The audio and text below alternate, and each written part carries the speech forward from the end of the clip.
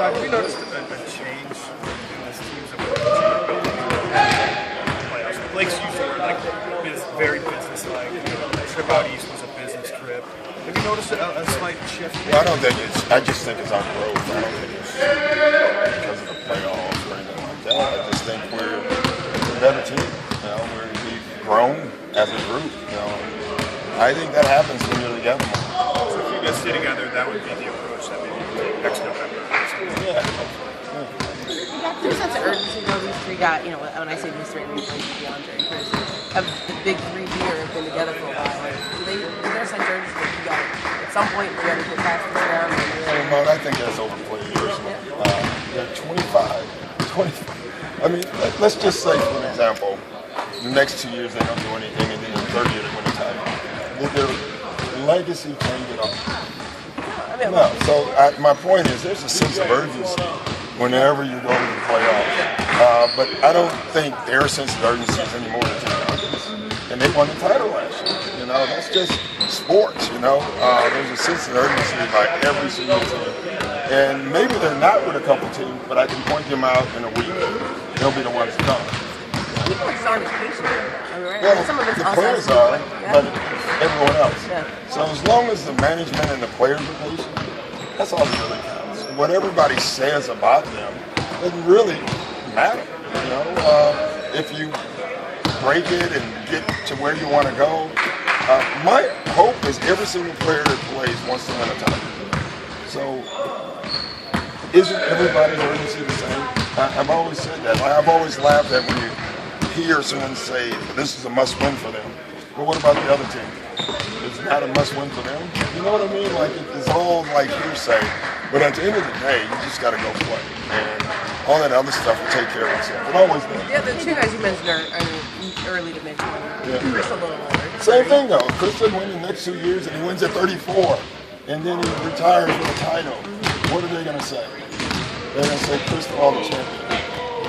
So just because you've been in the league 9 years or 10 years, you just got to keep cracking at it. You can't give in at it, and it'll happen or not.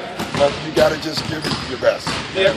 That's it. The expectations, I'm sure, are to win every game that you guys play this year. Yeah. Is there a sense that this series is going to go long, that it's going to be? I hope not. And I hope it's in our favor. Did you ever enter a series with this one's going to go 6? I'm prepared for that every series. I think you have to have that sense. I had a team, I don't know how many games we won, 67 games, all right? And we're prepared to go deep. If you go into a series thinking you're going to win a 4, you're kidding yourself. For the most, that can happen, or you can get out in 4. But you're not prepared for either one. Blake didn't exactly agree. When you said Chris was like KG a couple games ago, Blake was like, I don't know if Point Banks has had against the pylon, right? Yeah, no, he's not how like that. How are they similar and how are they different? They're similar in the fact that, as far as their intensity and their preparation, but Chris is not anything like KG as far as his outward emotions and stuff like that. I don't know. Chris is maybe the exact opposite of that. He has an inner fire that I love. It's amazing. But he's not a rah-rah guy. Because Kevin, you couldn't even talk to him on a game. No, Kevin was insane. Like you had to sit him in your office and let him stew, right? No, he was insane. I'm telling you, he was in a very positive way. But he was on another level. And I tell the story a lot. I always thought it was fake. It was like there's no way anybody can be that nuts. And then when I coached him, I'm like, the guy's nuts. He's nuts. On a game day, he wouldn't talk to anyone, as you guys know. I feel bad for kids. I'm serious. Going to the bus where those kids are outside, and you sit there and this is going to go bad. Because now after the game, he's a sweetheart, but before the games, he didn't want anybody talking to him in their place. He yelled at the guy for having their headphones on because he could hear the music through their headphones. And because he wanted a quiet locker room. I mean, it was completely different. Our locker room, these guys have music on. But everybody is different in that way. Whatever's making Kevin do that, though, does Chris have the same thing? It doesn't manifest the same way? Yeah, he does. He has that inner fire. But I think a lot of guys are more like that. I think DJ is more outward emotionally like Kevin in some ways. But, he's he's a pro. And that's what Kevin was. Kevin was a pro. This is all relative. Who's the most insane out of this stuff? Oh, I don't know. That's a good question. DJ's the most emotional outlet, but I don't know if that's insane. I'm just saying the pregame where Kevin can get himself was really awesome in some ways and scary in some ways. Yeah. And he create this hate, for the opponent that was amazing. Like, he would love somebody to say something.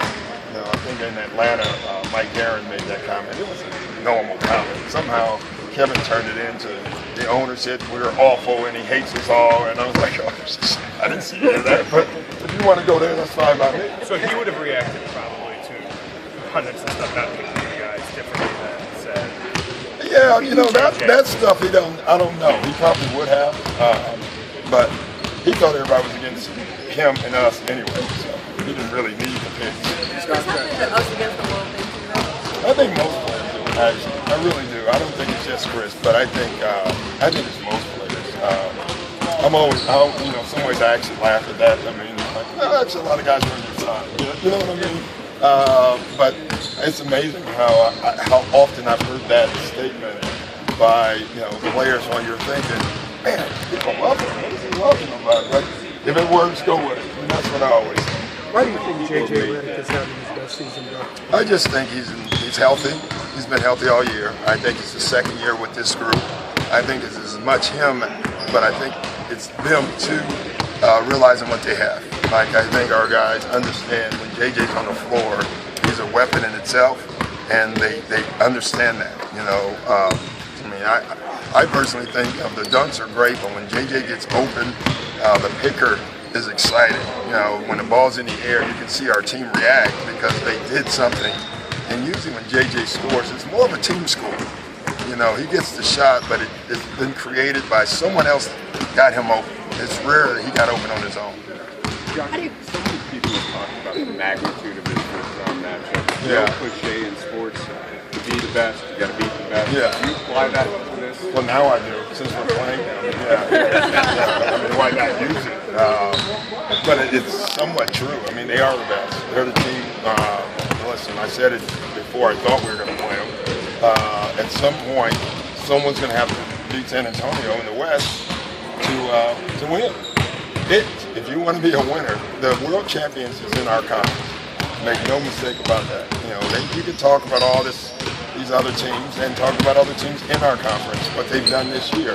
San Antonio is the benchmark, and until someone beats them, they're the benchmark. Right before you guys started the season, you would watch them play game one, and you would talk to us about how fluid they were. Yeah. Like they didn't.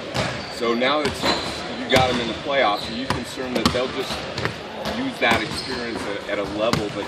Well, we can't match their experience. We're not going to try. It would be stupid to do that. We don't have any guy that can do that. When Pop says, guys, you remember the championship run this year? You remember last year? If I say that, everyone would say no. I don't remember because they haven't been there. So it's a waste of time. We can't worry about that. We have our advantages. They have their advantages. That advantage we can't match. And we know that. And so why worry about it? Yeah. I just want smart people in the gym. Any guy that's played with Harvard and Duke, pretty smart. So we won't know. I've known Tommy. We became really close when I was in Boston. And so he's just in town. Knowing Tommy raising money for Harvard, I would say, if it was Cal, I would say recruiting. Cal comes around a lot too. He's always in town recruiting. Tommy's raising money. When those guys are here, do you use them coaching acumen at all? Or? Yeah, I always just ask what they see.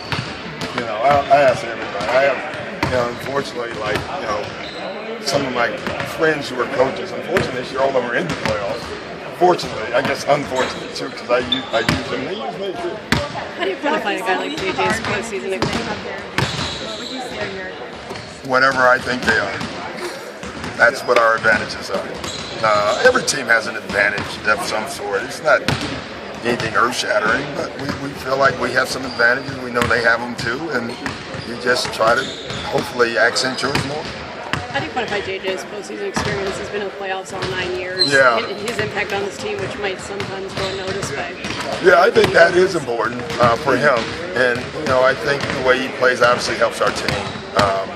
But JJ's built like he's a playoff type player in a lot of ways, because he's, I'll be jokingly, and it's probably true, if it wasn't for Chris and Leitner, it would be JJ. That 30 and 30 thing would have been about JJ. And so he's used to being the guy that people want to stop, people hate, people don't like, and that's the playoffs in a lot of ways. So I think this is, you've been around JJ, this is, for him, this is great. We talk about the Spurs offense a lot as far as their identity as a team, but their defense has been consistently great over these last years. Yeah, so they've been up and down actually defensively, but this year and the last year they've been back up. They had that one stretch where they focused so much on offense, the defense actually was in lower, and now they're back at one of the top defensive teams. So. When you talk about this matchup and the length that they have, especially with Kawhi Leonard, what are the things that you're trying to do to combat that? You just got to move. If you stand still against any good defensive team, including us, you're not going to score. But when you move the ball and you set picks, then you at least give yourself the opportunity to do it. You got something? No, we're healthy. As far as I know. Is it fair to say you're significantly more healthy? You mentioned JJ. Are you healthier than you were last year? Oh yeah. I mean, Jamal was banged up. JJ was shell of himself, and then people forget we lost Turk after the main shooter. I think players at 3 when he was playing well. So in the first round, we're healthy. About the fact that there are so many former Spurs such as yourself in the playoffs, either coaching or general management, to say something about the organization. Yeah, I don't know what, but that'd be good. This is a class group. It's clearly, in my opinion, the franchise that everyone wants to be. They've done just an amazing job on and off the floor with the way they pick their players. They tend to go for fit more than talent, but the fit is talented.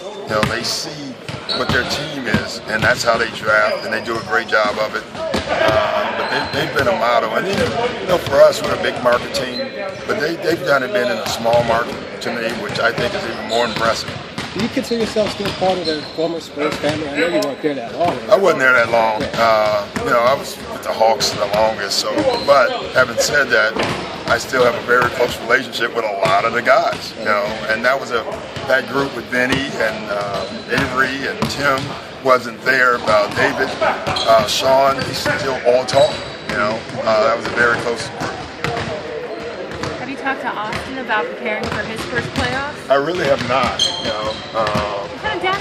I know it. That's probably what my wife will say.